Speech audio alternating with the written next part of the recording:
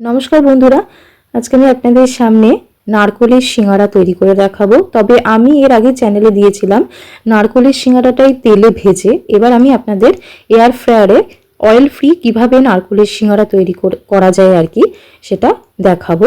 খুব ঝটপট তৈরি হয়ে যাবে। বাড়িতে যদি গেস্ট আসে আপনারা কিন্তু এইভাবেই তৈরি করে দিতে পারেন। তাড়াতাড়ি তৈরি হয়ে যাবে এবং সবাই খেয়ে কিন্তু প্রশংসাই করবে। তো চলুন শুরু করা যাক আজকের এই রেসিপিটা। দেখতেই পাচ্ছেন আমি এখানে পুরটা কিন্তু তৈরি করে রেখেছি। তো এখানে রয়েছে গ্রেট করা নারকোল, রয়েছে এর মধ্যে অনিয়ন রয়েছে, একটু চিনি রয়েছে, নুন রয়েছে আর সর্ষের তেল রয়েছে। লঙ্কা আমি এখানে দিইনি, তবে আপনারা যদি চান তাহলে লঙ্কা দিতে পারেন, লঙ্কা কুচি আর কি। তবে ঝালটা সম্পূর্ণ আপনাদের নিজেদের স্বাদ মতন ব্যবহার করবেন। তো আমি এখানে ময়দা মেখে রেখেছি। এখানে ময়দা সিম্পল ময়দা নিয়েছি 2 কাপ, তার মধ্যে একটু নুন, একটু চিনি দিয়ে আর হালকা গরম জল ব্যবহার করেছি আর সাদা তেলে মেখে রেখেছি। তো আমি এবার এই যে আপনাদের বেলে দেখাচ্ছি সিঙ্গারাটা কিভাবে তৈরি করতে হবে।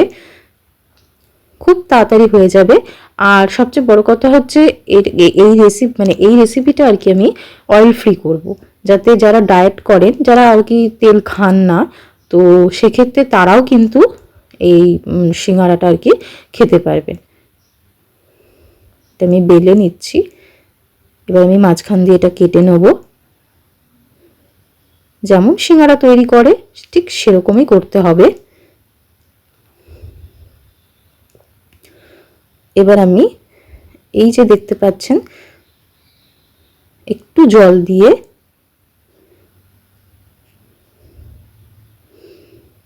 একটুখানি ধারগুলোকে লাগিয়ে দিচ্ছি। এবার এটা আমি মুড়ে দেবো। দেখুন আমি যেভাবে দেখাচ্ছি ঠিক সেভাবে তৈরি করবেন, দেখবেন ইজিলি কিন্তু তৈরি হয়ে যাবে।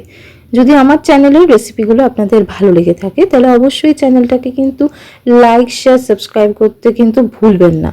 আর পাশে থাকা বেল অপশানটা কিন্তু প্রেস করে দেবেন, যখনই কোনো নতুন রেসিপি আপলোড করি আপনাদের কাছে নোটিফিকেশন পৌঁছে যায়।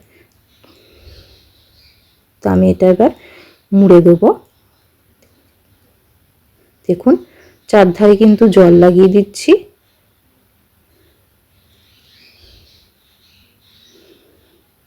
এবার আমি এটা হালকাভাবে বন্ধ করে দিচ্ছি, যাতে যে নারকোলের যে পুরটা রয়েছে সেটা যাতে বেরিয়ে না যায়। তো এইভাবে আমি একটা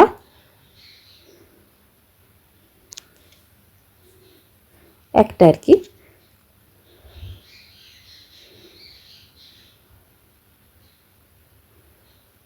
তৈরি করে নিচ্ছি।